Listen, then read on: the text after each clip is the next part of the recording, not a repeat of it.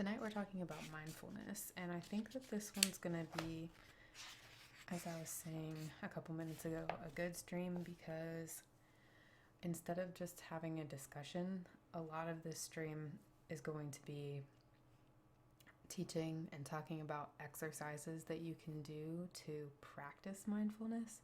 So it's going to give a lot more like concrete things you can do rather than just discussing something, which I think discussion is still really good and valid, but I hope that this will be a nice change of pace and also make you have some new coping skills maybe. And all right, good to talk to you. Thanks for stopping by.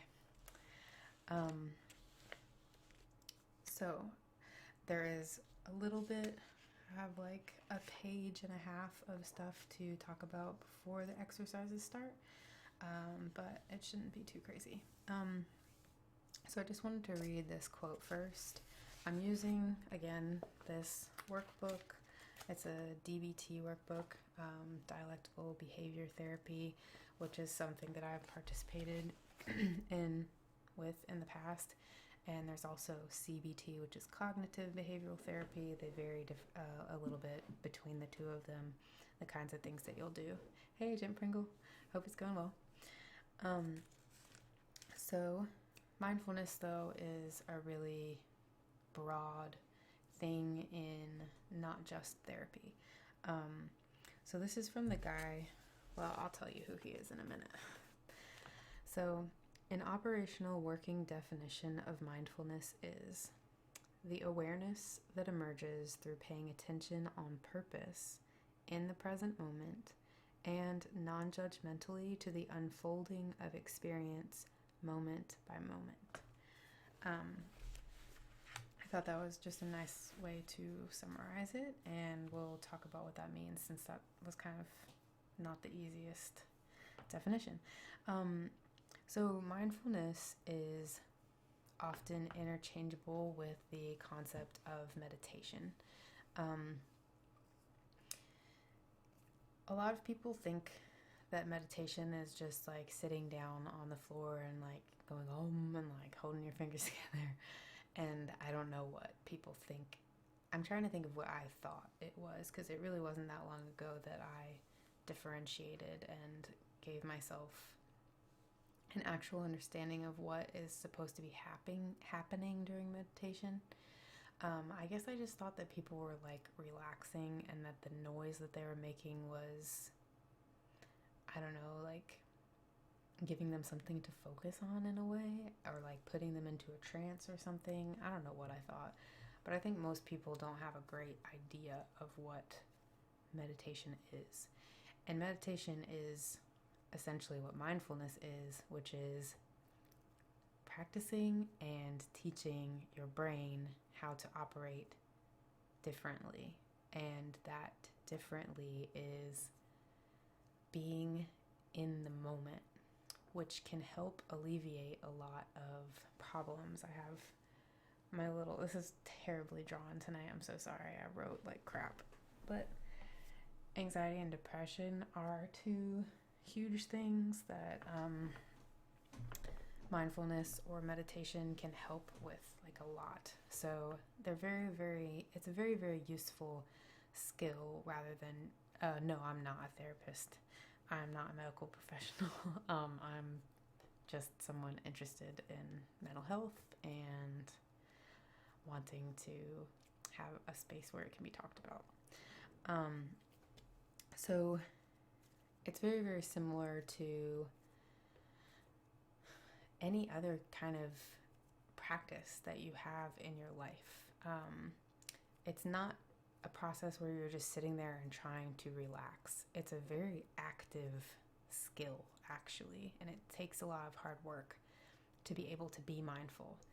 And I think that people think of it as something that is going to be very easy, like, oh yeah, I'm just going to think about what's happening right now.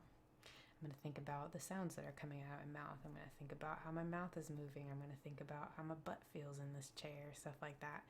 And it's way harder than that. It takes a lot of time and practice to get to a point where you can like live mindfully or meditate with any good use, I guess, to your life.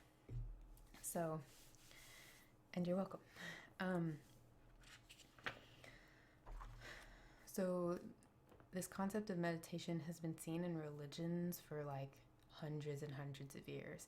People who are Buddhist, Muslim, Christian, a lot of different religions actually practice the idea of meditation. I think Buddhism is probably the one that's known for it most because they have their Buddhist monks who, you know, sit up on the hilltop and learn to meditate.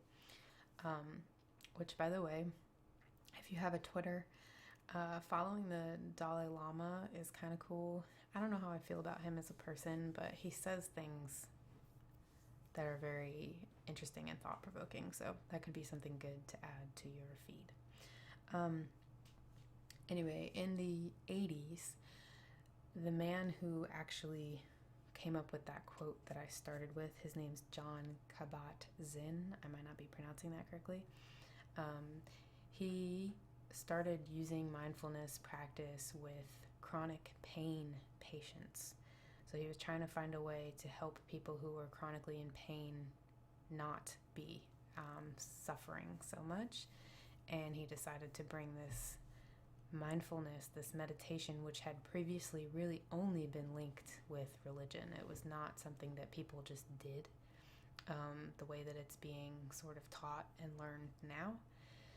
So it was really only in the 80s, not that long ago, that this became a secular practice that could be done by anyone and that had actual results.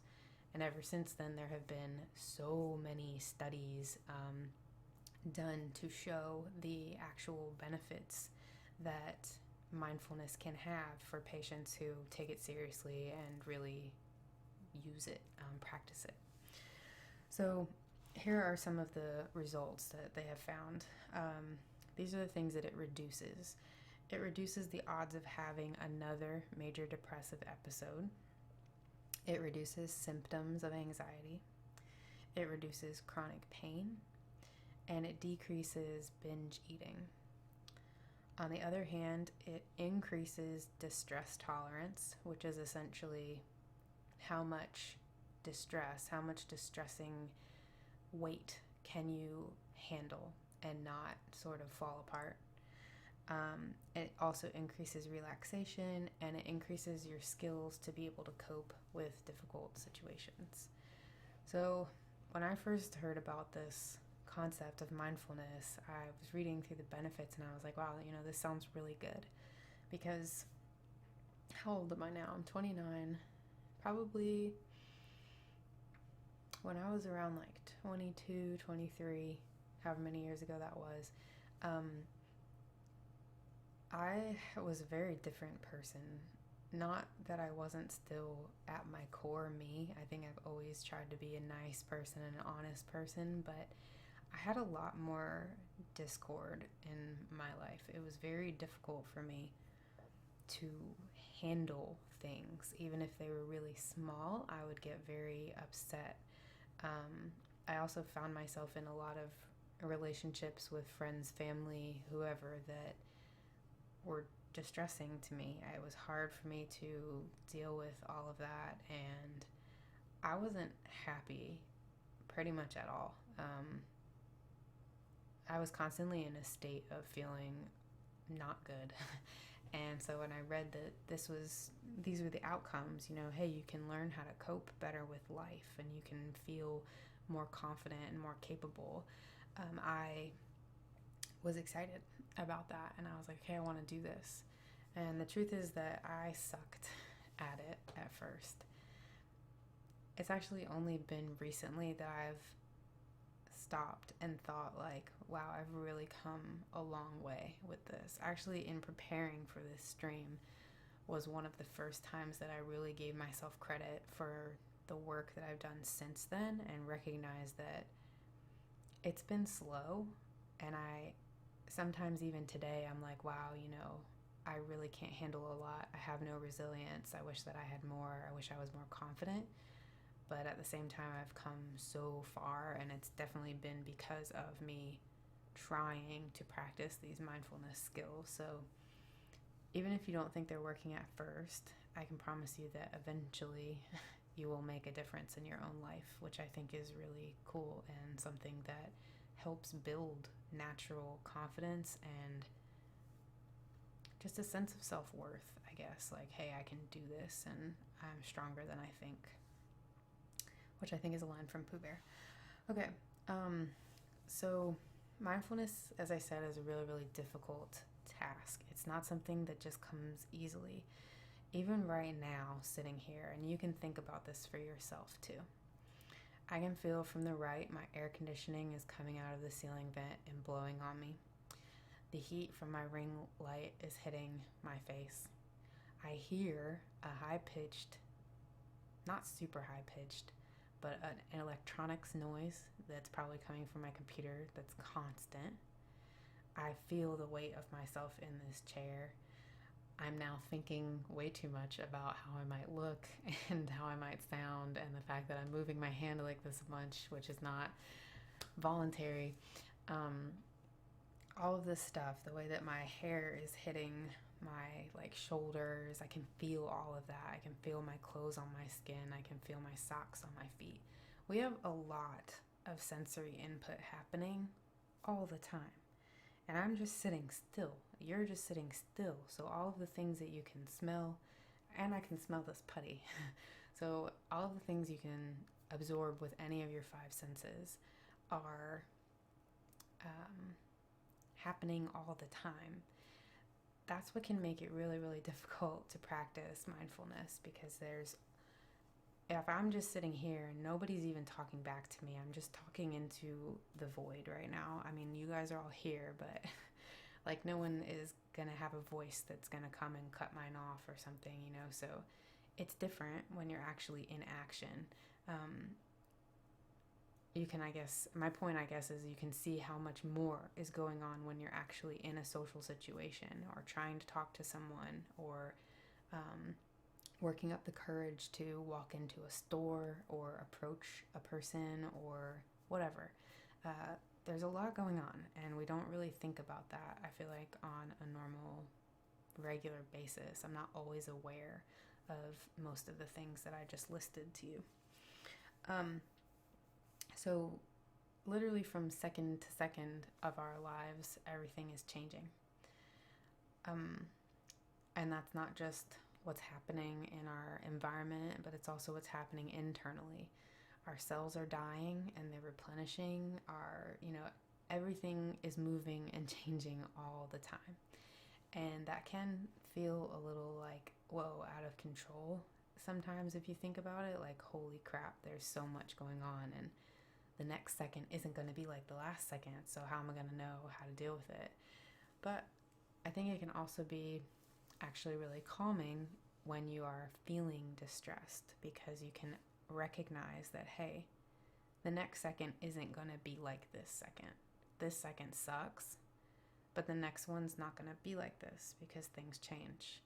And I think that same mentality on this micro level can then eventually be expanded into a larger philosophy that helps you with your life. You know, this day sucks, but the next one won't. This week sucks, but the next one won't. Like, there's always going to be a change eventually. It's never just going to be consistently the same forever. That just doesn't happen.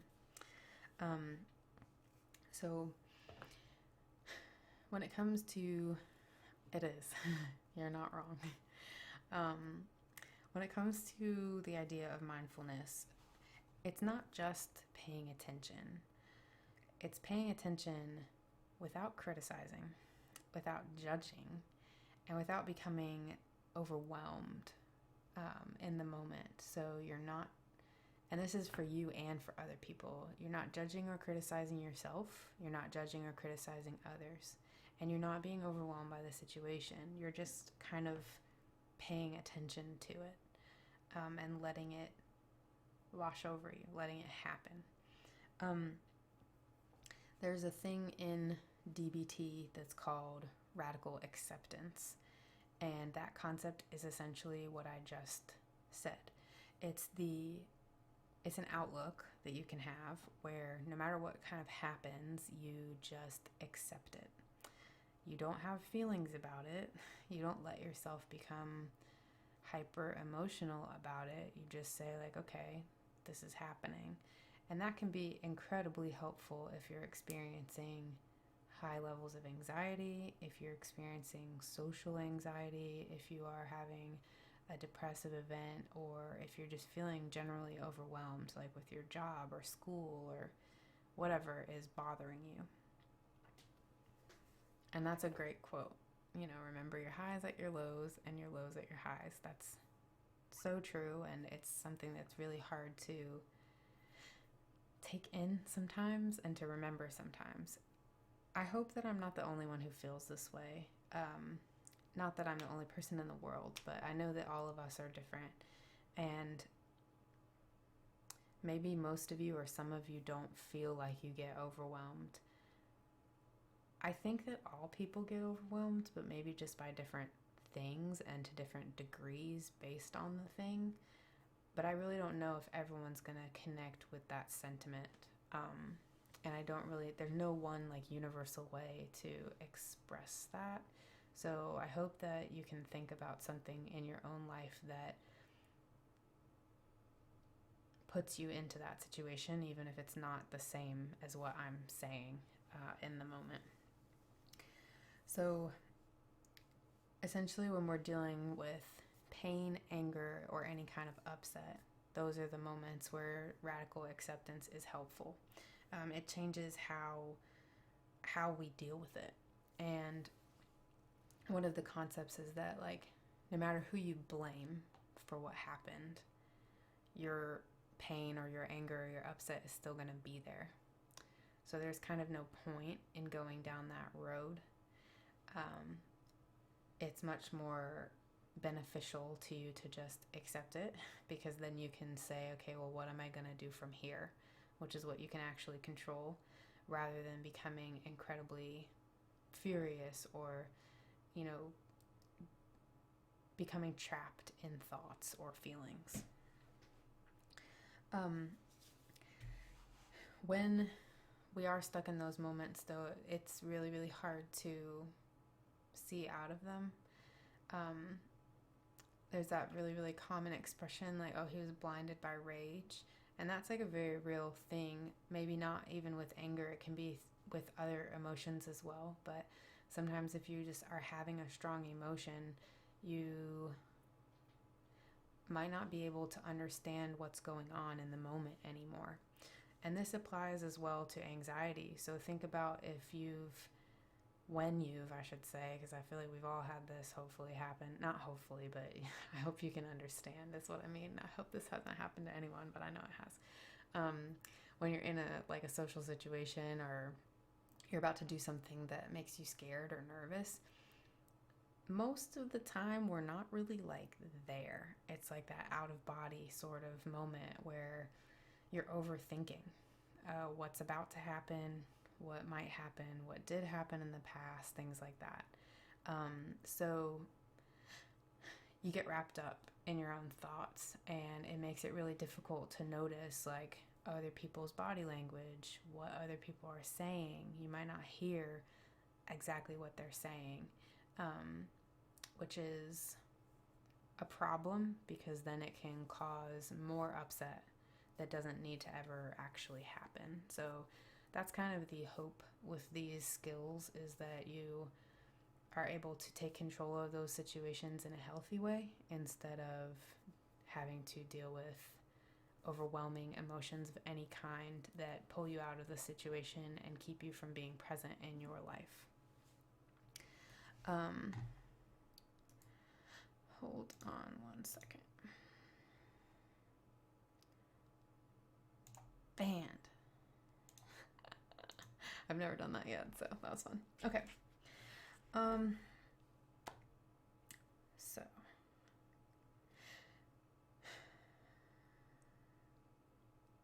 instead of criticizing ourselves, sorry for getting off track for a second, we have to acknowledge our present situation, accept the fact that it is what it is, and not judge it, which I think is something that happens to us a lot.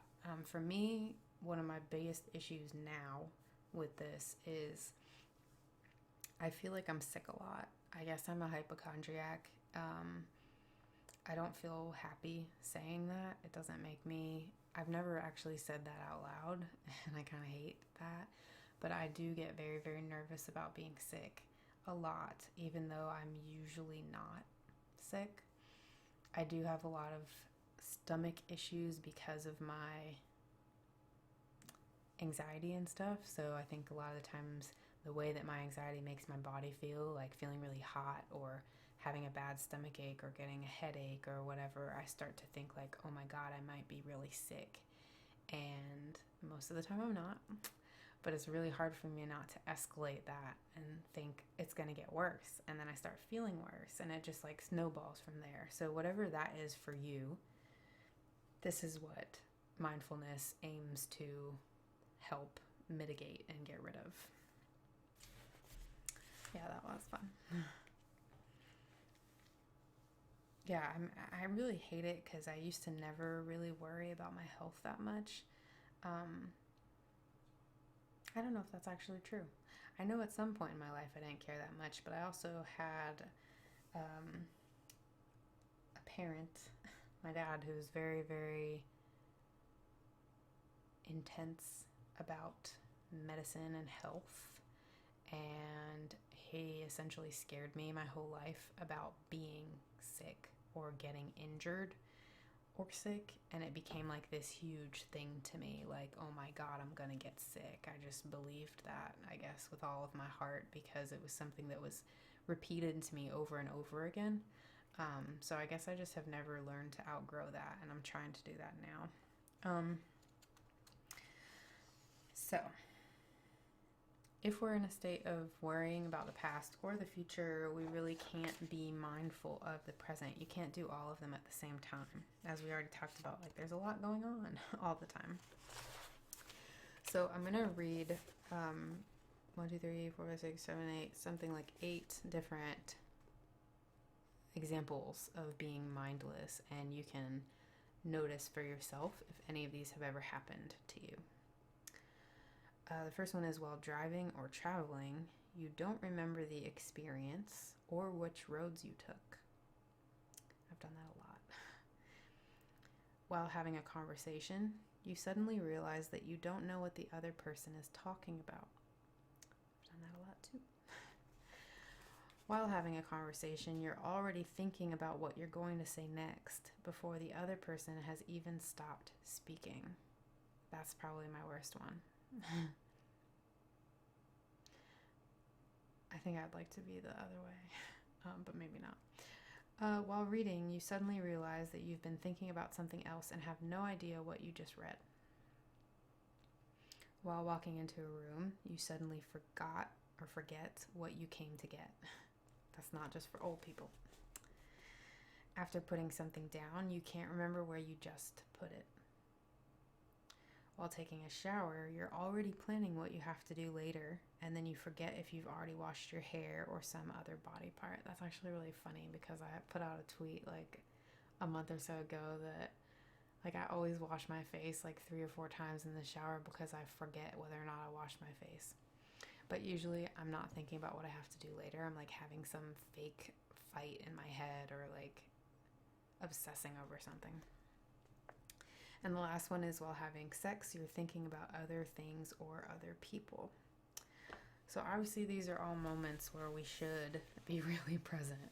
When we're driving, when we're being intimate, when we're taking a shower, like, personal care, when we're talking to other people, we should be really present in those moments. We should have our attention focused on what's going on so that we don't have these mindless moments. But oops, my stream froze. There it goes. Okay. But they happen to probably all of us at some point. I would be surprised if someone never had anything like that happen to them.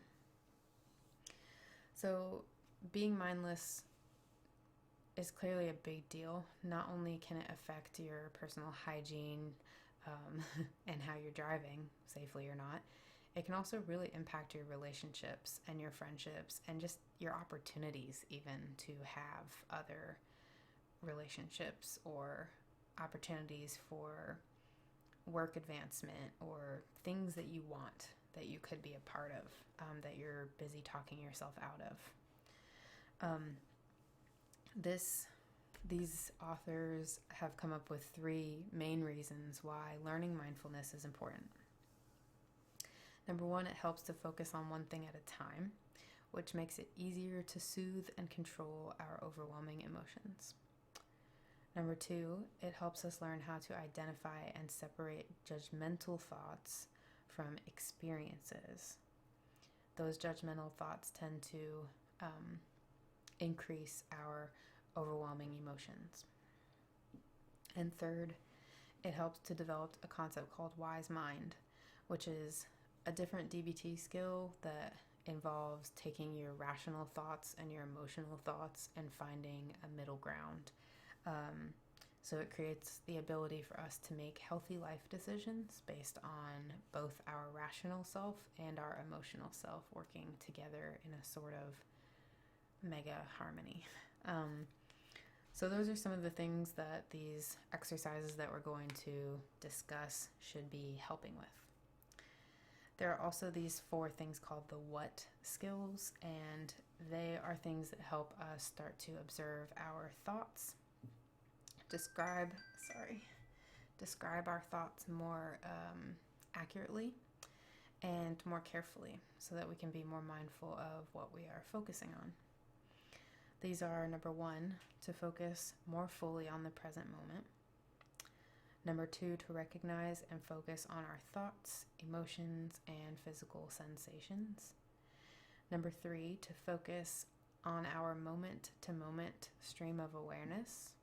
And number 4, to separate our thoughts from our emotions and our physical sensations. So, the first exercise we're actually going to do while I'm talking about the second exercise.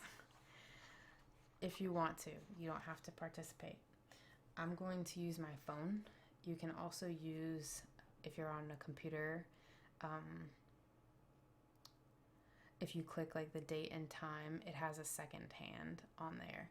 So essentially what you're going to do, if you want to participate, is find your timer or stopwatch on your phone, your computer, whatever you have. If you have a stopwatch, whip it out. If your watch has a stopwatch, you can use that too.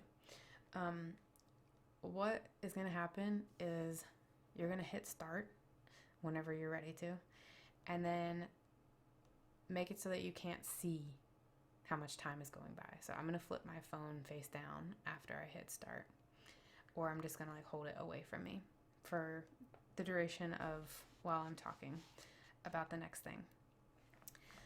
The objective for each of us is to try and look when we think 1 minute has passed. So from whenever you hit start, don't look until you think it's been a minute. And then be aware of whether or not you were over the minute or under the minute. I'm going to try to, I don't know how I'm going to do this. I'm going to put mine under my piece of paper and try to like look discreetly so that my belief doesn't influence anyone else's belief. Notoriously in the past when I've done this, I always look too early, but we will see what happens. So whenever you look, that's your marker. If you look at 30 seconds, you looked at 30 seconds, the exercise is done. If you want to keep going and try to hit a minute, you definitely can. If you go over a minute, you went over a minute and the exercise is done at that point in time, and then we'll loop back and talk about that. So you can do this at any point in time in your life. I'm going to start mine right now. Okay, so exercise number 2 is to focus on a single object. And this is something that actually has come up in a lot of ASMR videos. I know that a lot of you watch ASMR as well. And I know that Calming Escape and Laura Lemerix and a few other people, I'm sure a lot, but those are the 2 that I know very well, have these videos where they have like, imagine a square. And like Cassie puts a square up in her video, and like Laura has like a psychologist one as well where she's doing this. So they tell you to focus on a shape.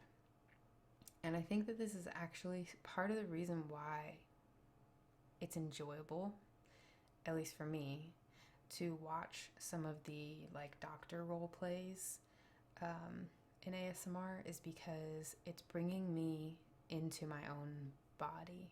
I'm having to pay attention to myself, whether they're telling me to breathe, or they're telling me to puff my cheeks out, or they're telling me to close an eye, or whatever it is. I'm in that moment. I'm using my brain only to pay attention to what they're saying to me and what I'm supposed to be doing. So that's kind of the gist of mindfulness, is that you are bringing yourself to this awareness in the moment that's very, I don't know, here and now. I went way over because I'm talking. Okay. I stopped at 1 minute and 44 seconds. 1 minute and 1 second is like amazing. And hey, Dr. Bonham, how you doing? So yeah, that's the first time I've ever gone over a minute. Usually I'm sitting quietly alone by myself. So if you, hey, if you don't make it to the full minute, odds are that you are rushing a lot through your life, through things that are happening to you, that kind of thing. Like you are, and this might be different since we're here, like interacting. But try this exercise when you're just by yourself. Maybe you're sitting at the computer, maybe you're working on work, maybe you're just, the exercise really, you're supposed to be doing nothing, essentially, and just sitting there waiting. And then checking your phone or stopwatch or whatever whenever you think that it's been a minute. And like I said, I'm usually notoriously under. I'll always look at like 29 seconds, 36 seconds. I have a really hard time letting the time go by. And that's definitely indicative of the kind of personality or mind frame that I'm often in, is like, okay, I have to do the next thing. I have to do the next thing. I'm rushing from one thing to the other. People who go over, which I'm in that group right now apparently, think that they have more time than they usually do. And this can mean that you kind of over allot yourself time, or you end up, late to things because you think you have more time than you do. Any sort of those situations where you're clearly taking more time than you need to take to do something, and it's interrupting your life. That is the sort of pattern that you want to break with your mindfulness. Mine, on the other hand, is like slowing down and being able to last the full 60 seconds without thinking, is this over yet? I have to do something else. I need to, go. So it's something that you're supposed to do every week, to gauge yourself over time. It's a really simple exercise. You can easily do it once a week. It takes literally 1 minute. And as you are progressing through your mindfulness practice, you should be able to better your time closer to 1 minute, as you're either slowing yourself down or making yourself more aware of how much time is passing. I'm definitely the opposite way. I show up about 20 minutes early to everything. But no judgment either way. No one's right or wrong, and this definitely isn't meant to like make everyone be in a box. It's a skill to help you feel better on a daily basis. Okay, so that's a tiny little exercise that you can do every week. It is important to note that the authors were very, very insistent that these exercises build on one another, and that you're not supposed to just like jump into one without having already practiced the previous ones. So take that as you will. I'm not going to stop you from doing what you want, but I do get their point. Hello, how are you doing, Kyle? So, the second exercise, as I was saying, is to focus on a single object. Essentially, you'll set a 5-minute timer, so not a stopwatch, but something that will alert you when 5 minutes has passed. And you're supposed to sit in a room where you're not going to be bothered or distracted. Turn off any noises that might have your attention, the television, if you have kids or pets, make sure that this is a time that you can just have 5 minutes to yourself and that you're not going to be interrupted. You don't have to sit in like complete pitch black silence, but just enough that you can relax. And, and essentially, they recommend that you do this at least once a day for 2 weeks, if not more than once a day. I was not that disciplined. I didn't do it every day, but I have done it over time. So obviously my results have been slower with this process because I didn't practice as often as I probably should have. So you're going to think of an object, you're going to use an actual object. So I might use like this lid. It's essentially a circle, but it has other qualities to it. You can use anything you have. It can be a book, it can be a calculator, it can be whatever. And you want to focus all of your attention on that object for these 5 minutes. And essentially, every single time your mind wanders, you're coming back to the object. I feel like that sounds really easy, but a lot of us, I feel like, also know that it's hard to like control your thoughts when you're like having an obsessive moment. I don't know what other people obsess about, but I definitely have things that I like get really wrapped up in the thought, and I just can't. It feels like I have no control over it. And I'm glad. It's torture to everyone though, and I'm not saying it's not harder for people who have attention deficit or ADHD. I don't get it necessarily because I can't say that because I'm not, but at the same time, I do think that this is something that's hard for everyone. A lot of people say to me, whenever I talk about reading, which is something I really love, a lot of people say to me, I don't read because I can't focus. I never understand what I read. And I'm like, yeah. Literally everyone deals with that. It's not relegated to any certain group. It's not easy to just sit down and read. It is something that takes practice. It's something that I practiced my whole life, and now I can read in the middle of a train station. Like, it doesn't matter where I am. It doesn't matter if a baby's screaming. I can pay attention to my book because I've trained my mind. This sounds so crazy, but it's true. It's just like building muscles or anything else. I've trained my mind to be able to focus. I've built little inner pathways and tricks and techniques that work for me to help me focus on what I'm reading, no matter what is going on around me. And this is no different. Whenever you're having like crazy thoughts and you feel like you can't stop yourself, I would want to eat it too. You feel like you can't stop yourself. That's what we're fixing with mindfulness. That's a part of the puzzle. So you're not supposed to touch the object. We can't eat our Doritos, but you're supposed to examine it thoroughly with your eyes for those 5 minutes. So you can ask yourself these questions. What does the surface look like? Is it shiny or is it dull? Does it look smooth or rough? Does it look soft or hard?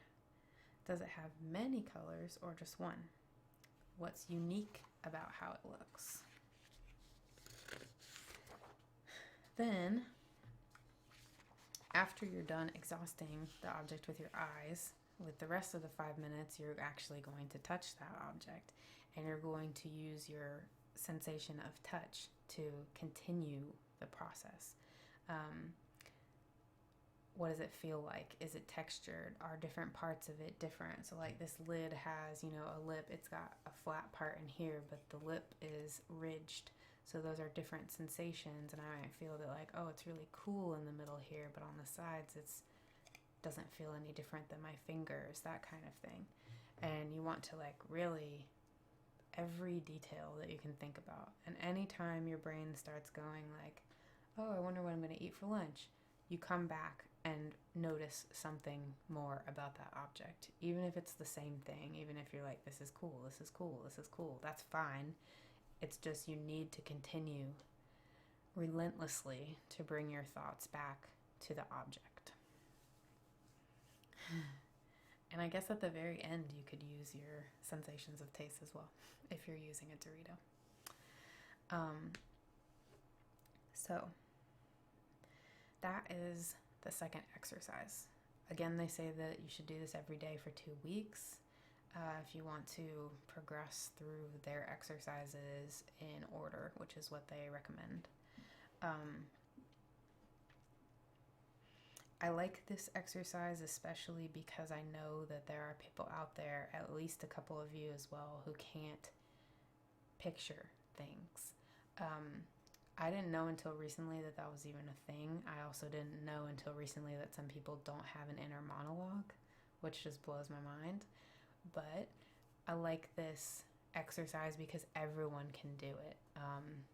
No matter what you can think or see in your head or not see in your head, you can look at an object. And if you can't look at it, you can feel it. And if you can't feel it, you can hear it. Like, we always have another sense that we can work with.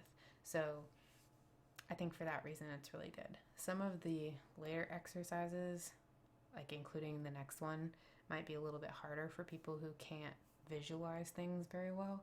But there may be like little ways that you can do that will still work for you. It just might have to be tweaked a little bit. And yes, actually, Kyle, all of these things that are in mindfulness were first used outside of religion for patients who were dealing with chronic pain. So these do increase your pain tolerance in a sense. Not saying that your body is physically, literally able to withstand more pain, but your mental endurance makes it so that you are able to withstand more pain. You're not living in that, you're elsewhere. That whole phrase, mind over matter. Well, a lot of people say it's easier said than done, and like, it is, but if you practice these things, that doesn't become true anymore. You really can like flex your mind and work it over whatever's happening to you in that moment. So the third exercise is called the band of light. And if you've been watching my ASMR videos forever, you might remember this. There was a video that I did a long time ago when I lived in my apartment back in Georgia, and I actually used from this book talking about this band of light. I'm pretty sure I did this exact exercise. Essentially, what you're doing is, and you can use my video if I did do this, you're imagining that there's like a little halo of light around the top of your head, let's say. And it's just sort of resting there, and it's a narrow, band of light that's on the top of your head. So if you can't visualize things, you might just bring your attention to the top of your head. And these exercises work best, again, in a place with no distractions, but definitely with your eyes closed. It's usually easier because you're removing the sensation of sight, which, I mean, come on, like, guys especially are very stimulated visually. So when you take that away, it's a lot easier to help your brain focus on the task at hand.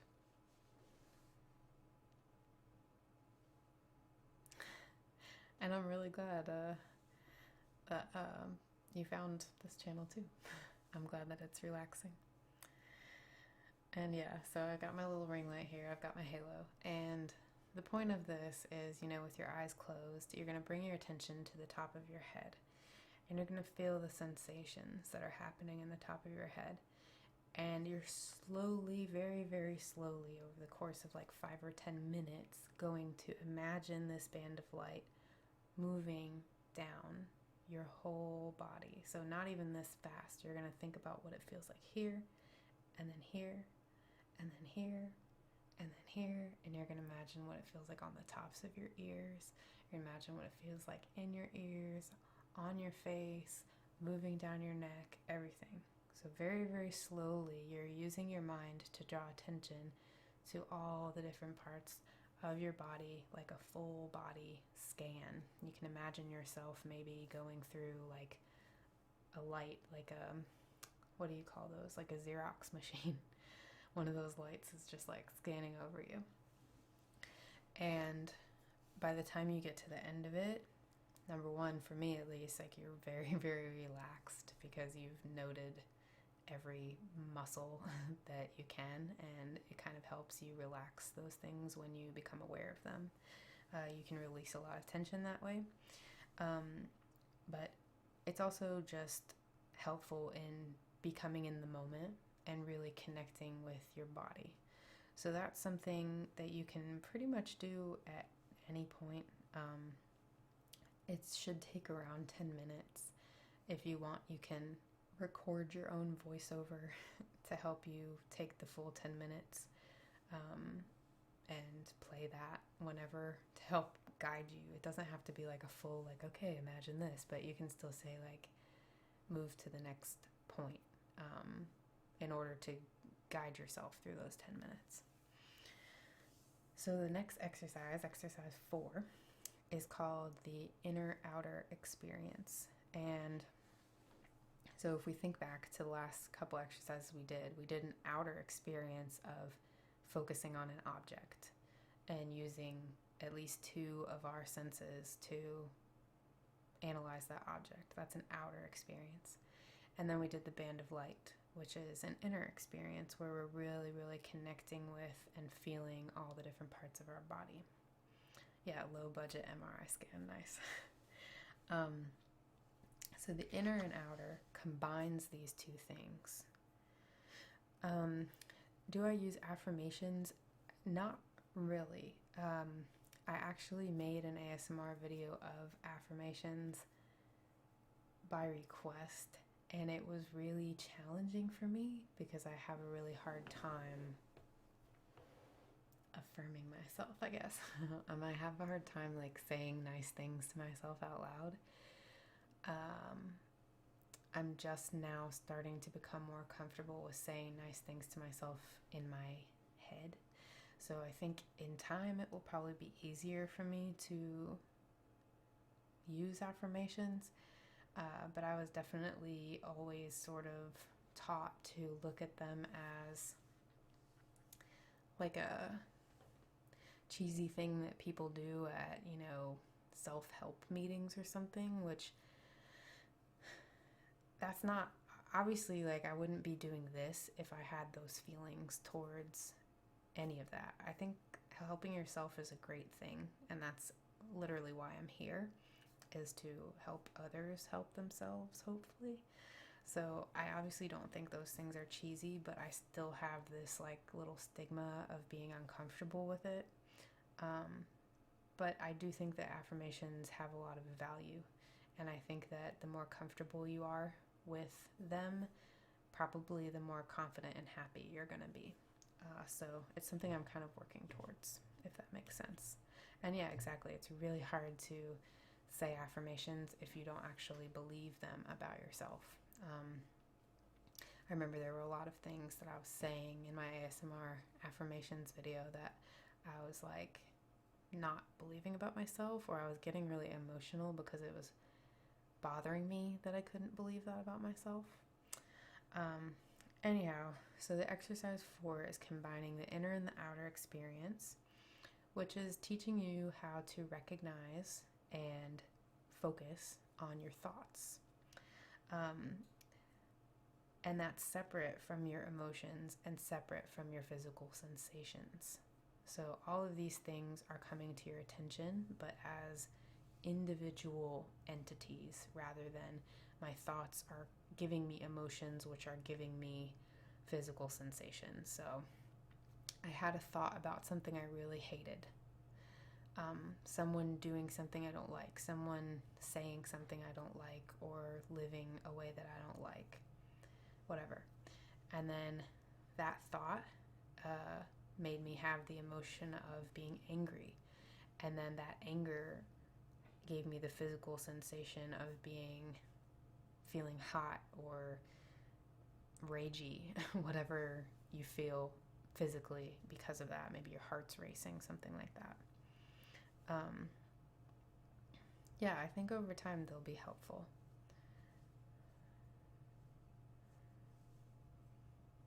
And yeah, that would be crazy. I don't know if I would want to see that, Agent Pringle. That would freak me out.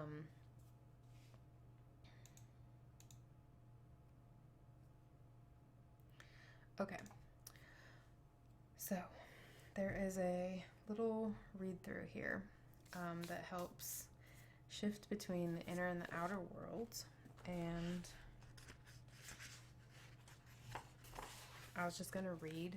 I'll probably skim because I don't want to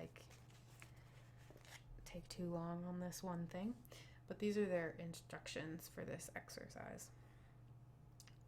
As always, they want you to sit in a non-distracting environment, and the time limit for this exercise is right around 10 minutes.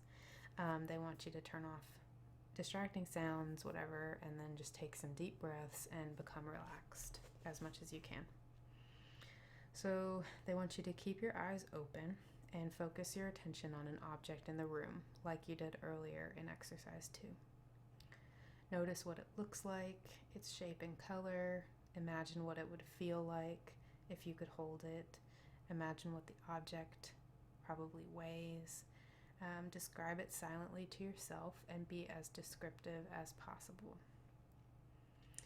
It says to take a minute to do that and continue coming back if your thoughts drift. And don't criticize yourself if your thoughts drift. Just bring them back to the object. When you're done describing the object, then you're going to switch your focus to your body and notice any physical sensations that you might be experiencing. You're going to scan your body from your head to your feet, maybe not as slowly as the band of light exercise, but just, give yourself a once over and notice any muscle tension, any tingling, any other sensations that you weren't aware of while you were looking at the object. So take another minute to do that. Then you're going to redirect your attention to your sense of hearing. So you're going to notice any sounds that you can hear. Like I was saying earlier, I can hear electronic noises in here from my computer, and I can hear the air conditioning blowing too. So you're going to become aware of them and notice even small sounds, like if you have a clock that's ticking in your room, wind going outside of the window, or even your heart beating. Again, if you become distracted, just continue to turn back to sounds and do this for about a minute. When you're done, you're going to bring your focus back to your body. So you can see how we're alternating from an outside sensation back to the body, outside sensation back to the body, and it's flipping through. First you're using your sense of sight, then you're using your sense of hearing. Next, when you come back to the body, they want you to again notice any physical sensations, this time also noting how you feel wherever you are. So if you're laying, feel the weight of your body, feel whatever you're laying on. If you're sitting, same thing, feel the weight of you and how the chair is interacting with you. And then after you are done doing that for about a minute, you're going to move to your sense of smell and just try to smell whatever you can smell. And if you can't smell anything, there's nothing particularly, like you don't have candles and there's not food cooking in the oven or something like that, They just want you to become aware of the air that's moving in and out of your nose. So you don't have to actually smell anything if you don't smell anything.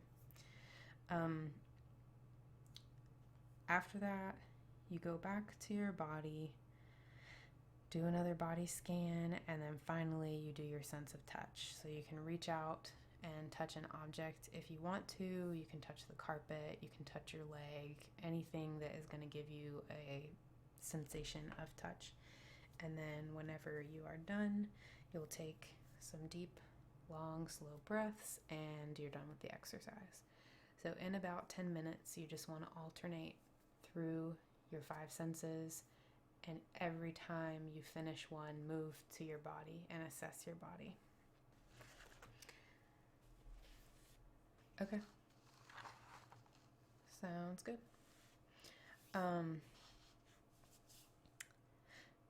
So that is the 4th exercise. That's the inner and outer experience, bringing together your ability to shift your thoughts from the world outside of you to the world inside of you, which is super important as you continue to grow your mindfulness skills.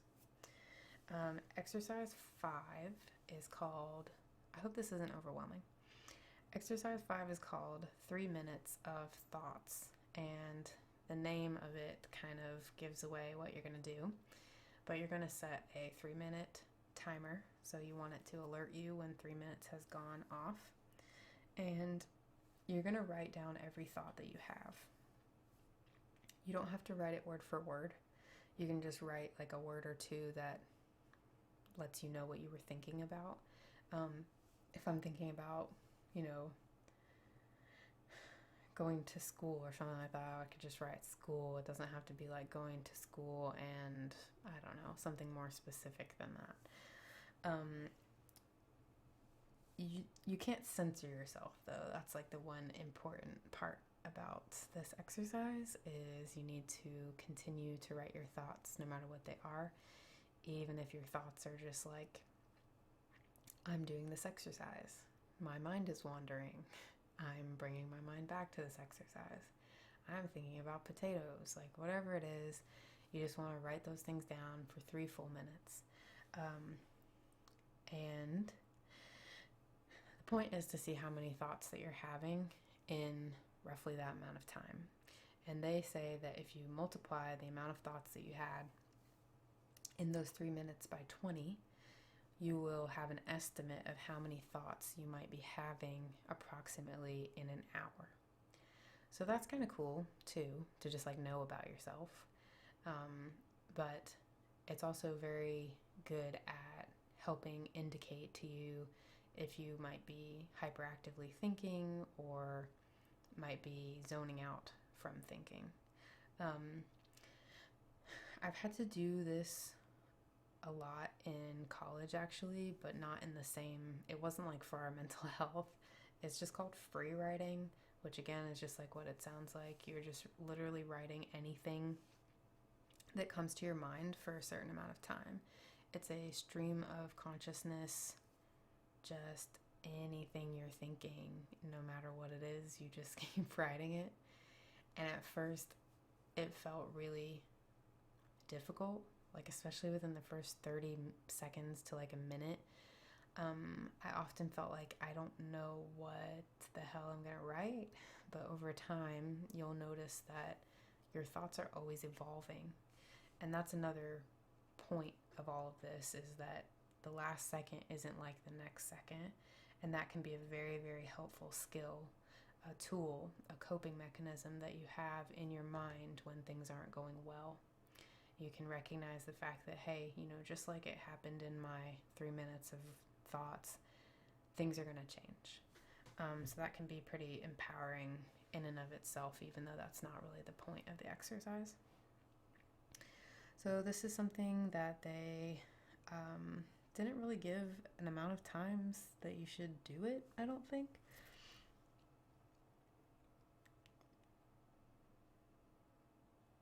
No, they didn't actually say how many times they think that you should do it, but you can just do it as many times as you feel interested in doing it. You want to do it once a week, do it once a week. If you want to do it once a day, do it once a day. The next exercise 6, and remember, or for anyone who wasn't here the whole time, it is recommended that these be practiced in order, not just jumping ahead to different ones. However, the next one is called thought diffusion. And I feel like this is one of like the most valuable of them. It's the way to not get hooked on thoughts, like obsessive thoughts about things. And although I tend to think outside of myself most of the time, like the things that I obsess about are like things that have gone wrong in my life, or things that I wish went differently, or things that are bothering me, this can also apply to depression and feelings of worthlessness about yourself. It's really difficult when you're depressed. At least this is my experience. I'm not going to speak for everyone. But I think it's really difficult when you're depressed to get out of that. Part of me almost feels like, why bother? And part of me is like, this is who I am. And part of me is like, nothing's ever going to change. There are a lot of depressing thoughts that you have when you're depressed that are very bleak and grim and just hopeless. That is just as much of a thought trap as anything else. Feeling down about yourself, saying that there's something wrong with your body, there's something wrong with your face, with your teeth, with your nose, with your mind, with your toes. I don't know, it doesn't matter what it is, but we all have insecurities. We all have things that make us sad. We all have things that we wish we could change. Those types of thoughts are just really unhelpful to us, in my opinion anyway. My life is, or not my life, but my being, who I am, my soul, I guess, has gotten lighter and happier the more that I have practiced not letting myself continue with those thoughts. And it does feel helpless. It does initially feel like you're not in control and that you could never ever stop it.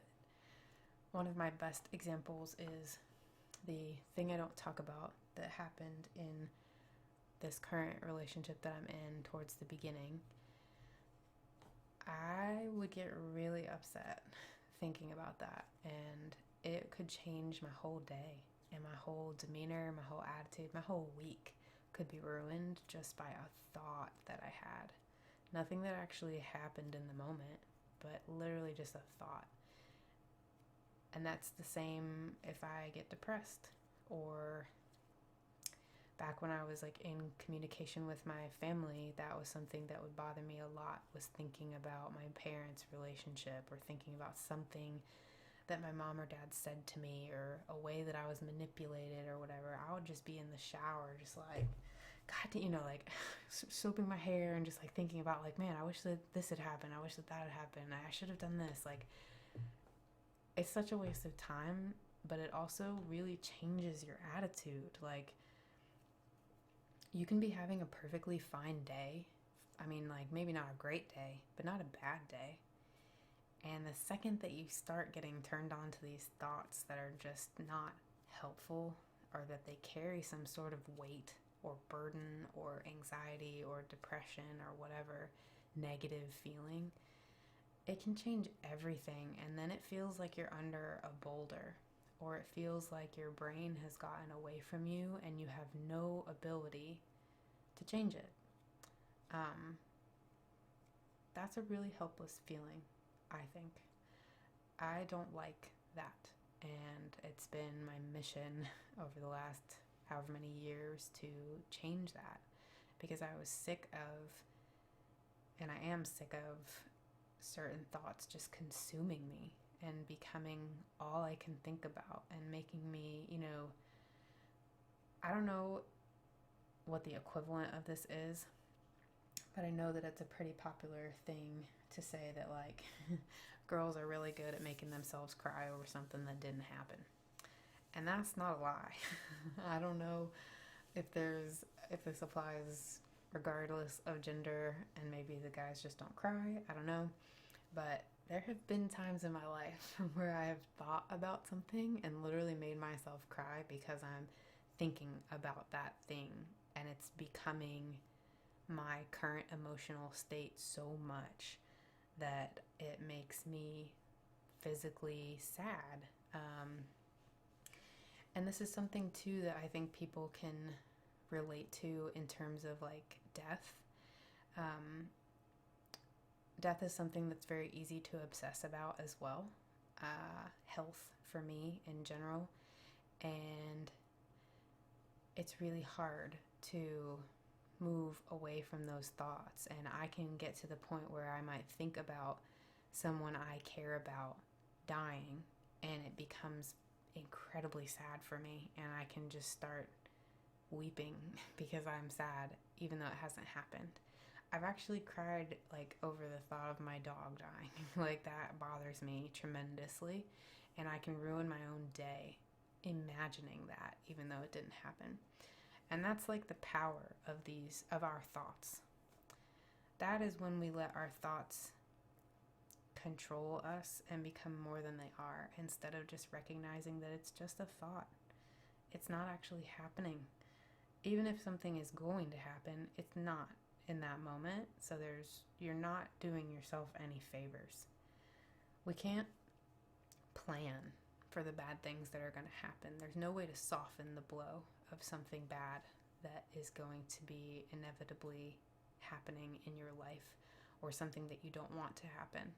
People in relationships, sometimes get really, really suspicious of their partner because they're like, are you cheating on me? They're just sure that they're going to get cheated on, or that they're going to get lied to, or something bad's going to happen. And you can ruin your relationship doing that, becoming crazed with your thoughts. And I think, be gone, thought. And I think that a lot of the times people who are like called crazy, like, oh man, that bitch was crazy. Like, oh my God, somebody will talk about their ex and be like, man, that girl was crazy, or whatever, that guy was crazy. I feel like those are people who just cannot get control of their thoughts, and they let that ruin everything in their life. They need some mindfulness in a really, really serious way. And all of us, I feel like, have that, just about different things, and we allow it to affect our lives in different ways. Some people go outward, and those are the ones who are called crazy because they act out, they lash out, they say something out loud that has no bearing on the present because they've been living in some alternate reality in their head. There are also people, though, who isolate and withdraw, and I think I would probably be more in that category. They get a bad feeling or a bad thought, and all of a sudden it's like, I'm sad and I'm gonna go sit by myself, or I'm gonna go, take a shower, or I'm gonna go sit in the dark. I'm gonna turn off all the lights and just play video games, like that kind of behavior that I've had. I think a lot of people do that as well, and it's not any more healthy than the person who's just spazzing out at other people. And you can still hurt other people by doing that. Everyone wants just like an even keel amount of engagement and affection and attention from the people that are in their lives. So you can be just as harmful shutting someone out as you can freaking them out with your words. I'm sorry, I'm not trying to attack anyone. And do you mean, what if you like isolate and stuff when you're not sad?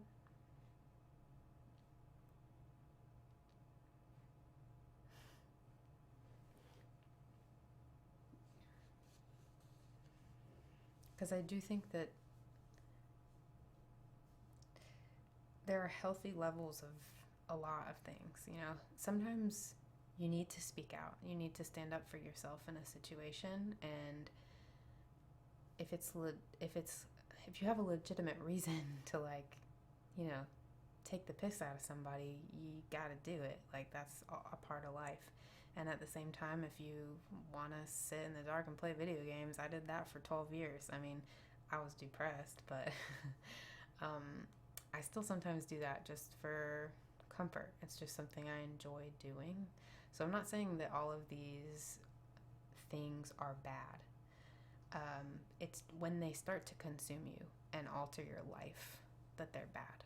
When they start to affect your relationships or affect your self-esteem, your confidence, your ability to talk to other people, your ability to thrive and become a functioning, contributing member of society, someone who's an equal partner, someone who is taking responsibilities that need to be taken by all of us as adults, then that's a problem. So these aren't ultimatums, and I'm definitely not saying that, like, these are terrible habits all of the time. I'm just trying to say, if they are impeding your healthy, happy existence, they're not good.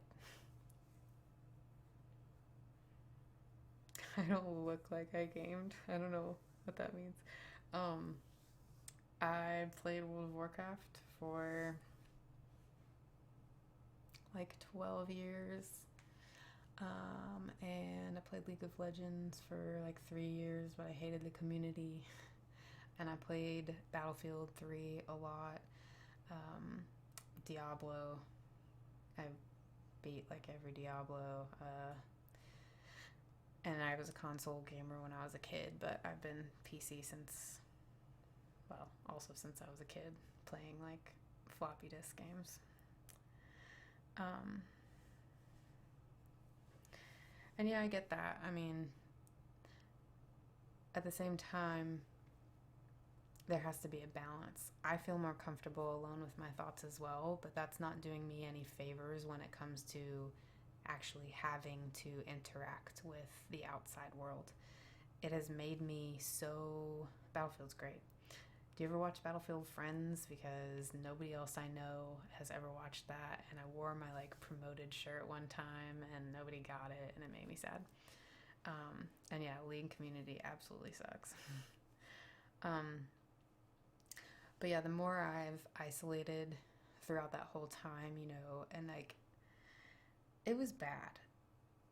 It was real bad. I might not quote unquote look like a gamer now, but it was very, very normal for me to buy a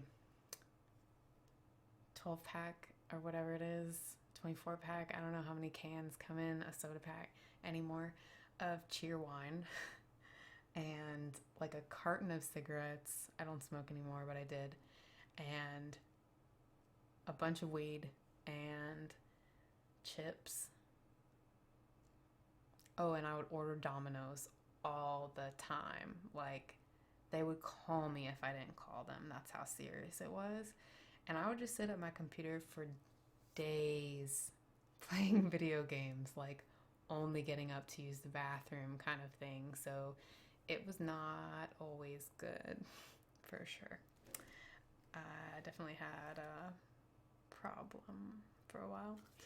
But I just really love video games. They're incredibly fun. Yeah, you know what Cheerwine is too. Double points for you tonight. Battlefield and Cheerwine. Okay. I could talk about video games forever, so I need to like rope it in. Thought diffusion. So this is leading to more freedom, dealing with what thoughts you want to focus on and which ones you want to diffuse or get rid of. Essentially what you're going to do in this exercise, which sounds kind of dumb, but it actually works, is you're going to visualize your thoughts. And again, for people who can't visualize things, I'm not sure what the answer is going to be, but I'll try to think about it. And you might have a suggestion as well. What you want to do is use a scenario that works for you. So some of the ones that they suggest are, you're sitting on the beach and your thought is written in the sand, and then the wave comes and crashes over it, and when the wave recedes, your thought is gone. So you let your thought go away with the wave, and then maybe it's replaced with a new thought. That's fine. Some people like to visualize that they're sitting in a field and their thoughts are on clouds that are floating away into the distance. So they're leaving them. Or maybe you're looking at like a stream that's flowing and your thoughts are riding on leaves down the stream and away from you. Whatever the visual thing is that works for you, that is the exercise, is imagining your thoughts as like a picture, essentially, or some sort of cloud, leaf, whatever thing that can be taken away. Another one was like that your thoughts are over like a candle flame, like maybe on a piece of paper, and then they get burnt. Whatever works for you. The idea is that you are allowing your thought to be released from you rather than hanging on to it. And sometimes you have more than one thought come up at the same time, and that's fine. You just have to double the imagery. You have two clouds that are floating away, or you have two leaves that are floating down the stream. Sometimes you might have the same thought that comes back, and that's fine too. You just give it a new cloud and send it away. Another scenario that works for some people is imagining that they're sitting in front of two doors, and the thoughts are coming in one door, and you see it, and then it goes out the other door. So that's, they're all just different ways of literally imagining your thoughts being distanced from you. Cheery one. Okay. So the point is not to obsess over them or analyze them when you see them. It's just to let them drift off. So I might have, a bad day and I'm thinking I'm fat or whatever. That's one of my go-tos. So I think to myself, okay, I'm fat. I ate too much, whatever. I have to see that and just like let it go without taking on all the feelings that go along with that and letting it get worse. Thoughts are what they are. They're just thoughts. They don't need to create this huge ripple effect in your life that changes things. And I know that thinking can be a good thing, of course. You want to be able to think critically. You want to be able to, come up with your own thoughts and feelings and ideas. But this is for unhelpful thoughts. So you do have to be able to differentiate. And I think that most of us can do that pretty easily, because you know if a thought is helping you or if it's hurting you. You can probably tell based on how frequently you're thinking about it, how it's making you feel. And that's another reason why it's important to practice these exercises all together, because you're teaching yourself to become aware of the outside world and your body. So you're becoming aware of your own physical reactions to things. Something that really helped me when I first started having like panic attacks was noticing what the signs were. I didn't really know what was happening until it was too late most of the time. But once I started realizing that like I get hot, I get dizzy, I get vertigo, I start feeling like I can't breathe, like all of the things that would precede me having a panic attack, once I started noticing them and getting aware of them, I could start trying to use my coping skills to make sure that wouldn't happen, or start trying to get myself to a place where I would be more comfortable if I did have a panic attack. And yeah, that's a great addition, saying that some text use the phrase, you should try and be an observer of your own thoughts. That's definitely true. And this, again, is really what those Buddhist and other religion, monks and people who are practicing meditation, that's what they're doing. They're training their minds to not get so stuck in thoughts. The reasoning for that might differ from religion to religion. They might be trying to achieve different goals with their practicing, but it works equally for these things, for mental health and physical health. So with the thought diffusion exercise where you're picturing them and letting them float away, they say to only do that for around 3 to 5 minutes when you're first starting, and then to increase your alarm over time when you become more confident and better at doing it. Okay, the 7th exercise is describe your emotion. You're supposed to pick an emotion that you're feeling at the moment, whether it's positive or negative, and you're going to do a lot with this emotion. And you have to make really sure that it's actually an emotion, not a situation, which sometimes is very difficult to differentiate the two. They actually had a list. So I'm not going to read all of these because there's a shitload, but adored, afraid, angry, annoyed, anxious, bored, bothered, broken, bubbly, cautious, content, curious, disappointed, disgusted, embarrassed, enraged, exhausted, flirtatious, fragile, glad, hopeful, horrified, indifferent, interested, loving, mad, nervous, obsessed, pleased, shy, smart, sorry, strong. These are all emotions. So you're going to pick one that you're feeling in the moment. And they say that if you're not feeling any emotions in the moment, just pick an emotion that you felt recently that you can still kind of tap into. You're not supposed to do this exercise if you're feeling like particularly high strung. You're supposed to have a pretty level head. So you don't want to do this when you're like really, really pissed off about something or whatever. If it's a negative emotion or a self-destructive emotion, don't do this exercise. But if it's something that you can look at kind of objectively, calmly enough to be objective, then that's a good time to do this. What they want you to do, they have a little like chart thing, which I think is unnecessary, but they want you to draw your emotion first. And they note the fact that, not everyone's an artist, and the drawing doesn't have to make sense to anyone except for you. So if you're feeling happy and you just draw a sun with a smiley face on it, and that means happy to you, then that's fine. If you're feeling angry and you draw some sort of squiggly pseudo monster, that's fine too. It doesn't have to be perfect.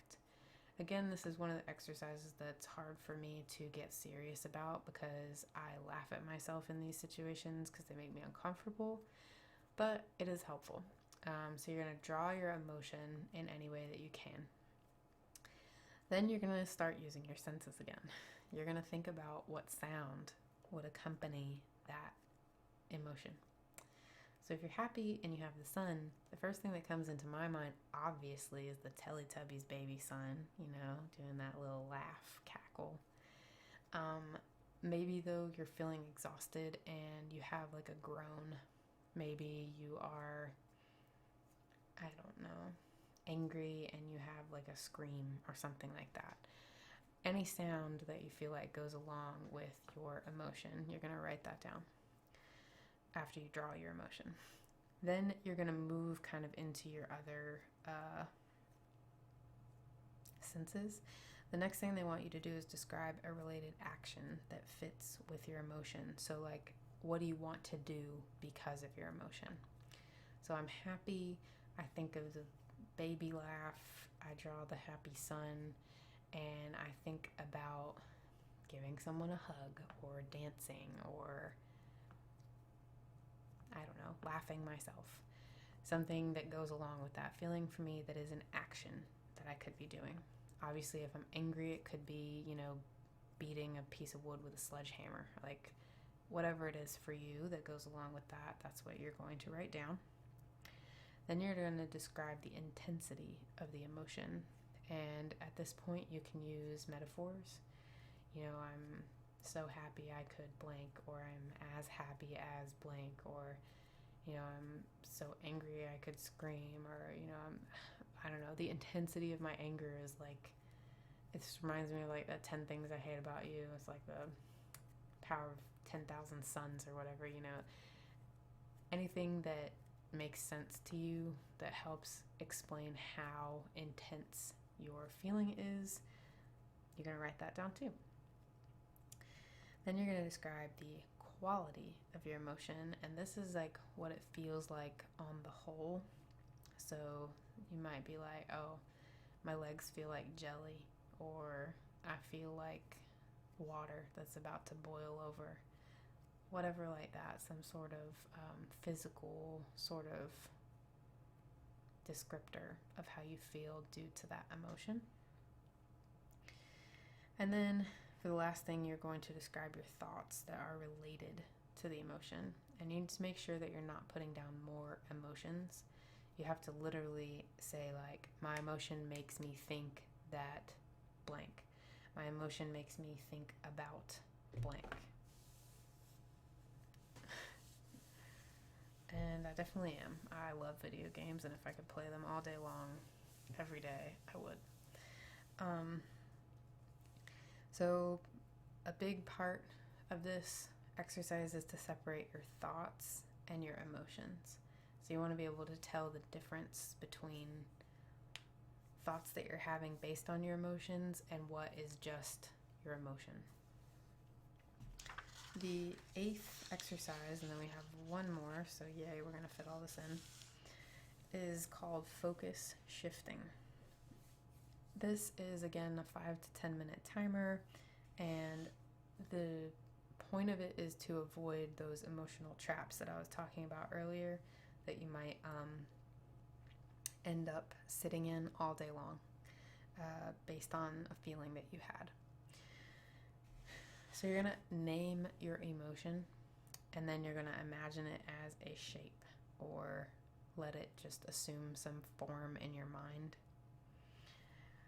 For a minute, with your eyes closed, oh, those are sad. For a minute with your eyes closed, you want to visualize your emotion's shape or form. And then you want to open your eyes, and what do you know? You're going to focus on an object in the room. So you're going from your visualization of your emotion to something physical that you can actually see.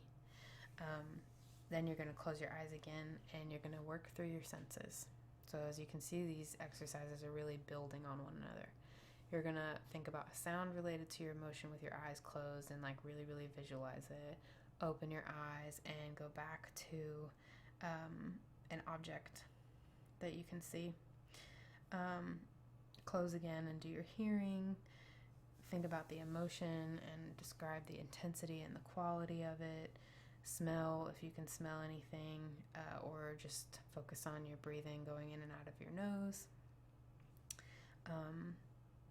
etc., until you get through touch. And eventually, when you're done, going back and forth, that is the end of the exercise. So you want to have your eyes closed to visualize your emotion or the things that have to do with your emotion. And then after each one, you're going to open your eyes and focus all of your attention on something that you can see, and start doing the earlier exercise of what does it feel like? What do you think it feels like? What does it look like? Is it shiny or dull? That stuff. There's 2 more exercises. I lied. Sorry. Exercise 9 is called mindful breathing. Bet you don't know what's going to happen here. So you're going to count your breaths, but you're only going to go numbers 1 through 4. You're not just going to be counting forever. And you want to focus on the physical sensations that go along with your breathing. So if you're taking deep breaths, you're supposed to be breathing into your belly using your diaphragm like a singer would. You're not supposed to be like raising your shoulders up when you breathe. If your shoulders will naturally go up a little bit, But if you're only breathing into your chest and the upper part of your chest is going up but your belly is not going out, you're taking very shallow breaths at that point, and that's obviously going to lead towards hyperventilating or whatever. It's not a good thing. So you want to take these deep breaths into your belly, and you want to be aware of the sensations that are going along. So maybe you feel like your pants, your shorts, your sweatpants, whatever, on your stomach. Maybe you feel that expanding feeling. Maybe you feel, maybe you feel your shoulders rising. You feel air coming in and out of your nose and mouth, whatever. Every breath that you take, you need to continue to think about. So if you start having other thoughts, you're supposed to again bring them back to your breathing. If you've been practicing all of the exercises up until this point consistently and progressing from one to the next, you'll be at a point by the time you get to the mindful breathing where it's a lot easier for you to bring your attention back to the breathing. And I'll be watching you. Yeah. So you're going to have an easier time coming back to the breathing. And the good part about that is that it's a lot more simple than looking at something. So the act of staring at an object is a lot more involved. When you're trying to describe it to yourself and imagine it, that takes a lot more brain power. So that's better at blocking out your external thoughts that you're trying to avoid or get rid of, because it's more brain consuming. But breathing, on the other hand, is not that. We do it all the time. We don't have to think about it ever. So when we do think about it, it's like if we started with that, if we started off just trying to focus on our breathing, it's going to be really easy for our thoughts to invade and for us to not pay attention to what we're supposed to be paying attention to. So by this point in time, by the time you reach practicing exercise 9, you should be essentially practiced enough that you can just focus on your breathing and not have too much trouble bringing your attention back to that. It is important too not to change your breathing too much. I did this a lot, and it can make you really lightheaded if you're just sometimes I get this way too when I'm watching an ASMR video and they're take a deep breath in, and I'm okay, and they're hold it. I'm all right, and I do it and I go along with them. Or they're just take a deep breath in and out through your nose, and it's so long, and that's not obviously how I naturally breathe. So that can really make you lightheaded really fast, which is not what we want. So you can breathe normally, but just be aware of your breaths and count them. Bye, Captain. Thanks for coming.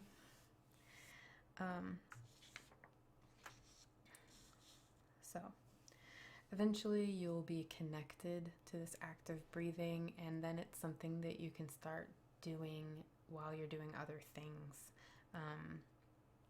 Washing the dishes, watching TV, doing whatever chores. You'll be able to practice this mindful breathing, and the perk of that is that then when you're out and about and you start feeling overwhelmed with something, or you don't have time to even dwell on a thought, you'll have something that you can easily do even on the go, where you don't have an object that you can just sit there and stare at. Maybe you can't be stationary. Well, you can breathe mindfully no matter what you're doing. So hopefully that makes sense, how you progress, and then you have this skill that's very valuable that you can take with you no matter where you go. The final exercise is mindful awareness of emotions. So you're going to start off by focusing on your breathing for a little bit, maybe just 4 or 5 breaths. And then you're going to shift to thinking about how you feel emotionally. So you're focusing solely on your breaths without any other thoughts. And then you're thinking about your emotions, how you feel. Do you feel good or bad? Do you feel happy or unhappy? You're going to observe it, describe it, and notice if it goes up. This was something that I did in therapy. Actually, I just thought about this with one of my absolute favorite therapists that I had. She would have me think about something that really distressed me. So at the time I was really scared about like going to class and stuff. And she would make me picture doing that. And then she would ask me like, what level is it at right now? And sometimes I would get really worked up and like, just imagining it was almost making me have a panic attack in her office. So I would always like have to check in and say, oh, it's up to an 8, it's whatever. And then over time, I would notice that it would come back down. And that's how things are with all emotions. They crest and then they come back down. They can never stay, they're not gonna stay at 100% intensity forever. Eventually, they're gonna come back down to a tolerable level. And that's a good thing to realize, whether you're dealing with anger, depression, anxiety. I mean, it's a huge skill. That could be the difference between saving your life and not saving your life. So it's an amazing thing to be able to have that kind of awareness of your emotions and control over your thoughts. You want to continue to observe your emotion until it changes significantly. So this could be the intensity of it, or this could be that it's morphed into a different feeling. It doesn't have to be one specific thing. The two things that you'll notice during this sort of exercise is, number one, that all of your emotions have a lifespan, meaning that they're all going to die at some point. They're not going to last forever. And number two, the idea that describing your feelings can give you a lot of control over them. So by the end of this, you should be able to be mindfully aware of your emotions and focus on your breathing, focus on your emotion, be able to switch back and forth as necessary to overcome overwhelming emotions. No, I'm just kidding. So that's the gist of that. And then the real life application, of course, is that you're able then, with all of this great Jedi power that you've incurred by practicing, to be more aware in the moment of what's happening, to recognize when someone is uncomfortable or when they're happy, when they're enjoying conversation with you, to recognize when there's a situation that you can take advantage of in a happy, good way for yourself, not having oh, thank you. I've been working hard, It's kind of showing, I guess. Anyway, thoughts, emotions, feelings, being present.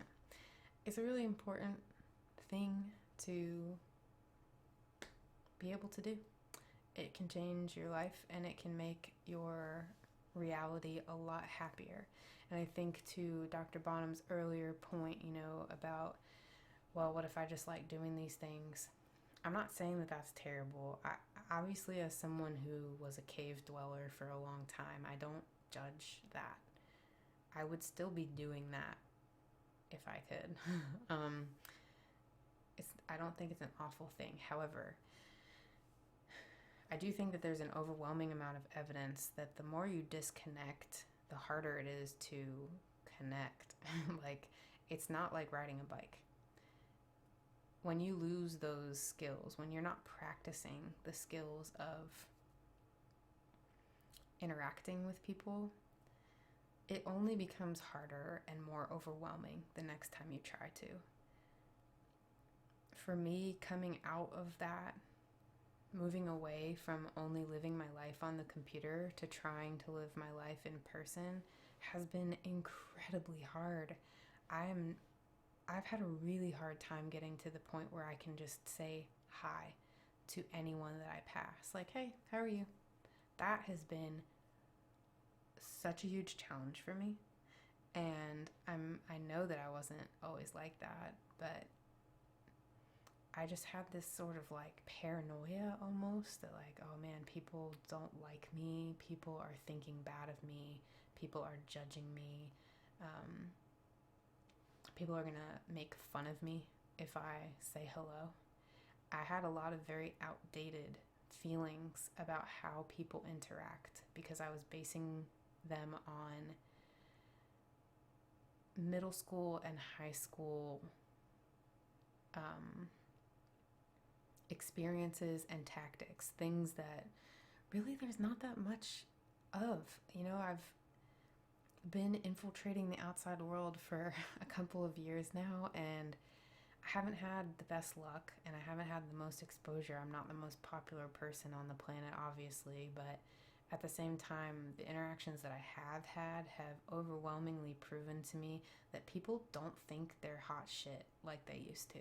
Like, most people are very insecure, overwhelmed, anxious, and having a hard time. They just might not show it in the same way, or they might be really good at hiding it, and you just don't know who you're going to connect with, and you don't understand at that point how fragile people are, and the fact that they're not going to fight you, they're not going to do shit 9 times out of 10. People are not that scary. They're just people, and they probably have a lot of the same problems that you do. No matter what they look like, what their beliefs are, if they speak the same language as you, none of that matters. Humans are inherently the same on the inside. We all just are influenced differently, and we end up in different sort of situations. And again, I'm going to recommend, if you've never seen the movie I Heart Huckabees, I think it does a really good job of showing how people from different walks of life go through the same emotions. Just maybe not in the same way or at the same time. And that has actually been one thing that's been really helpful to me, is almost like in a karmic kind of way, this thought that the pain that I have felt in my life is not escaped by anyone else. So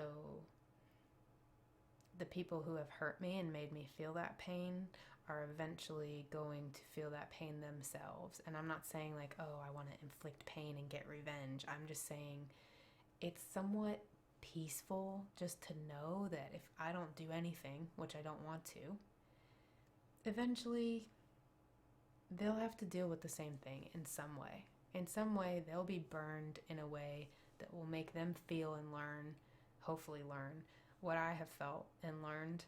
And hopefully it'll make them a better person, and then they'll be nicer to other people, you know. I really do think that that happens. And let me just go back and read. Yeah, no, that's totally fine, Dr. Bonham. I just wanted to make sure that I drew the line between all the time being alone and the effects that it can have, even if you don't realize it, how it can impact your ability to socialize or just to feel confident in yourself enough to just even say hi to a stranger or start a conversation with someone who you know already. And yeah, I'm the same way, Pringle. It's like, I can't do this, I can't do this, I can't do this. And then I'm like, wait, why can't I do this? Like, there's no real reason. It's just me making things up in my head, thinking that these people are somehow better than me or superior to me, or they have more ability than I do. And I've been realizing that that's just not true. Like, it's just not true.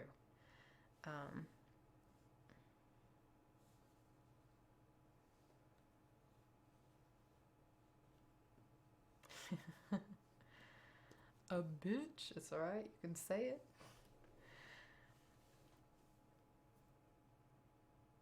Yeah, that is a super helpful thing, I think, too. You know, I was talking to Pringle about this skill that deals with evidence for and evidence against. So this is something called risk assessment, and you can look it up online if you need to get a little more information. But essentially what you're doing is you're looking at what you perceive as like a risky situation or something that you're, this also works for me. It's something like me thinking that I'm worthless or that I'm garbage or that I'm gonna fail at everything I do, whatever my thoughts are. I'm a shitty ASMR artist. I'm not worthy of being loved. I'm never gonna have friends. All these like sad or bad feelings that I have about myself. It works on things like that, and it also works on situations like social situations. And essentially what you do is you have your thing, and then you have your evidence for that thing and your evidence against that thing. So if I say like I'm worthless, my evidence for that thing might be things that I perceive as making me worthless, like that I am not where I want with a career, that I don't have, good finances, that I'm not, whatever, just the things that make me feel worthless, like I don't have the relationships that I want, yada yada. And then my evidence against me being worthless would be the other things like, well, I come here and I do this, and I try to make videos on YouTube that seem to be at least helping some people. Like I have some value. I'm bringing something to someone. Even if it was only one person, at least, I'm not vandalizing things and acting like an asshole and like, committing arson and like just doing drugs until I die kind of thing. Like I have more value than that. So that's kind of a really grim one, but it can also, I didn't mean to like go down that kind of path. I'm just saying it's very easy to come up with evidence against the bad things that you might think about yourself if you really take some time to evaluate rationally. And then in social situations, you might think like, I do this a lot where I think everyone hates me. When I'm biking around my neighborhood, I have it in my head that all the other bikers hate me. And I've developed this theory that everyone who I run into, not literally, but like, I'll be biking this way and they'll be biking that way. And I have this really strong theory in my head that they all hate me because I don't wear a helmet. And I've thought that for like a long time now. But if we use like the evidence for and evidence against, I have no evidence that that's the truth. It's something that I made up in my head. So why bother thinking that that's true? Or, I always walk into a room and imagine that everyone hates me or is going to make fun of me, that no one's going to like me. And this can also happen in like friendships that you have. You might get self-conscious or start getting paranoid. Like, does this person even like me? You can pull out the evidence for and evidence against. If you need to get someone else to help you come up with those things, that's fine too. But it's a really cool and good way to evaluate and be rational, I guess. And thanks. I don't know about that. I'm sure that there are some people who hate me, which sucks, but that's life.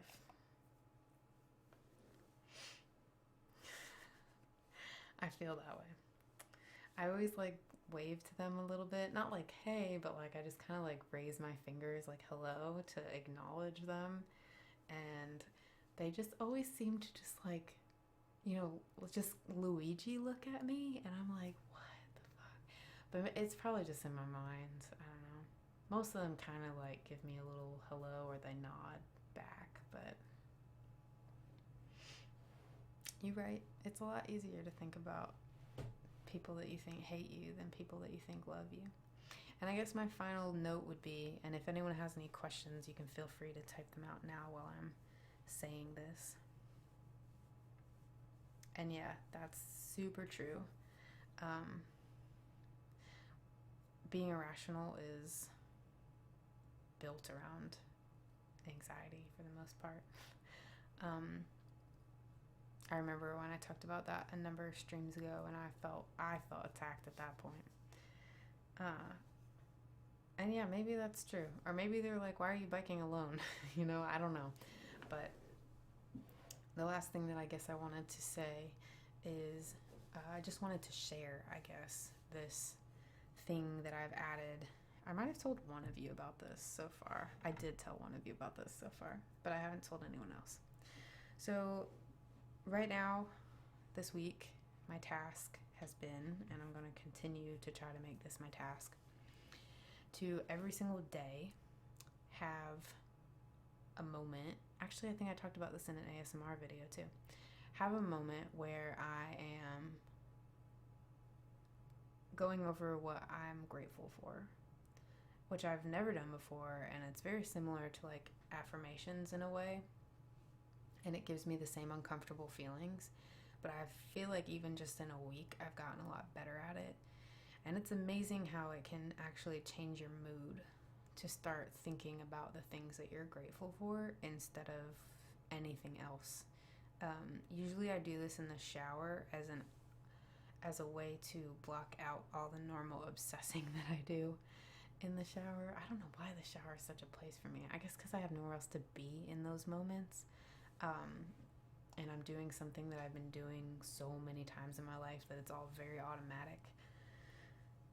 So I try to become very present and recognize what I'm doing, but also change my thoughts to, I'm grateful for my body that I used to exercise. I'm grateful that I have all my toes. I'm grateful that I have, legs, and I'm grateful that I have fingers, and I'm grateful that I have a roof over my head, and I'm grateful for this running hot water that feels really good, and I'm grateful that I can take the time to think about this right now, and whatever. Like, I just go through a whole list, I'm grateful for, and I think about the people that I'm grateful for, random things that I'm grateful for. Maybe I'm grateful for some kind of food. I am. Like, there's always just something random.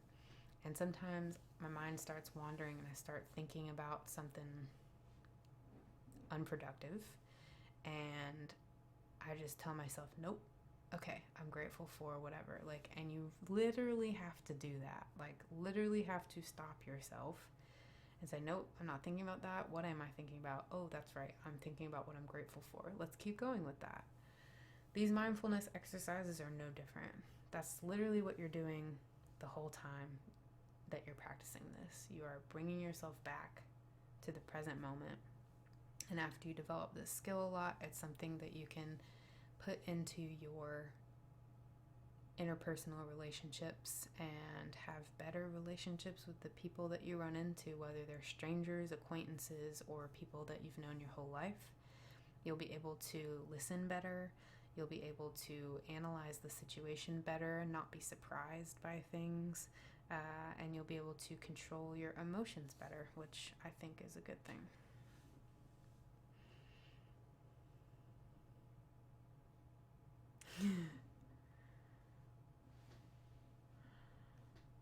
Yeah, I'm the same way. I'm a Pam in that way. And yeah, you're totally right, Darius. Like, it's only been through doing that gratefulness exercise this last week that I've realized how much I have to be grateful for and how much I take for granted all the time. Like, whenever I'm going through that, sometimes I stop and I'm like, man, I'm grateful I have electricity. I'm grateful that I have a computer that I can do things on. I'm grateful that I have a webcam and a microphone and that I can stream. Like, I'm grateful for these things that I really do take for granted every day. I never think about them because they're just always there. And it's really easy then to forget that you don't have to have that thing. And I think that this situation we're all in right now, not to bring this up, but is a huge slap in the face because a lot of us have, had things taken away from us that we maybe didn't really appreciate before very much. it's kind of like when you're sick and you can't breathe and you're like, I'm gonna be so grateful when I can breathe again, but then over time you like forget about it again.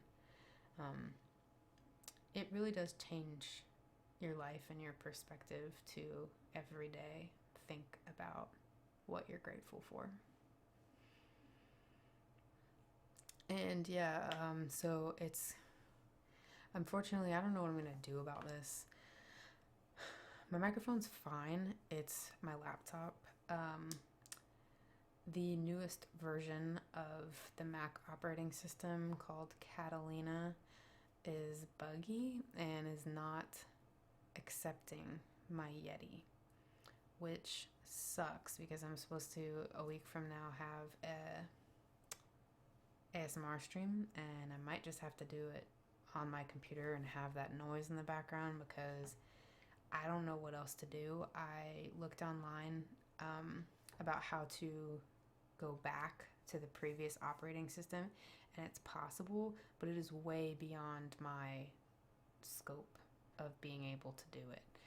If I had ever, like, what did they call it? There's like this time machine thing that Apple has, and if you make like a copy of your situation, you can go back to that copy, but I never made a copy because I never knew that that was even a thing. So I have nothing to go back to. So I'm stuck with Catalina, and the only way that I can get rid of it, I have to like make on a flash drive Mojave, the previous one, which I get that, but the steps that you have to do from there are incredibly confusing and frustrating. And I tried doing it for like 3 hours a couple nights ago and then got some really bad news when I was already frustrated. So I really gave up on that. And that's good. If you don't hear it right now, then maybe it won't be that bad. I just worry that if I'm like really quiet, that it's going to be a lot more obvious, but maybe it won't. It would honestly be easier if I could use this setup anyway. And I can always like turn the camera and move more over here and try to pull my microphone farther away from my computer. So yeah, 10 o'clock on the dot. Does anyone have any thoughts or questions or anything else that they want to say before we adjourn?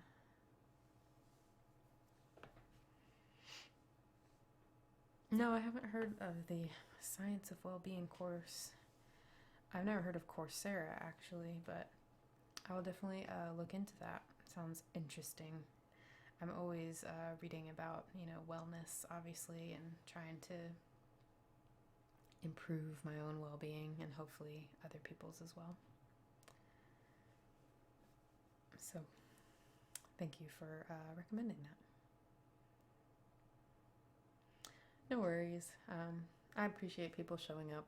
I know that I talk a lot and it's probably not that interesting, but I appreciate you being here anyway.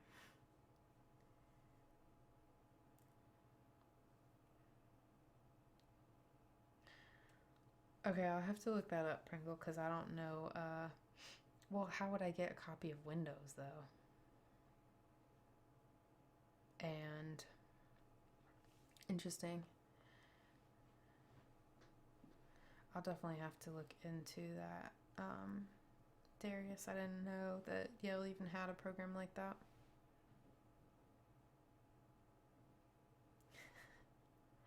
And thanks. I get that. Don't worry.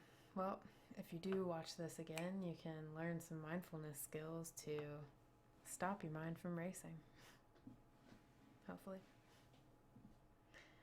All right, well, thank you guys for being here and for listening, as always, and I hope that you guys have a good night. And next week, a week from today, is going to be another ASMR stream, and that will be our last stream of April, which is just crazy. Good to see you guys, and thanks. I'll see you next time, hopefully.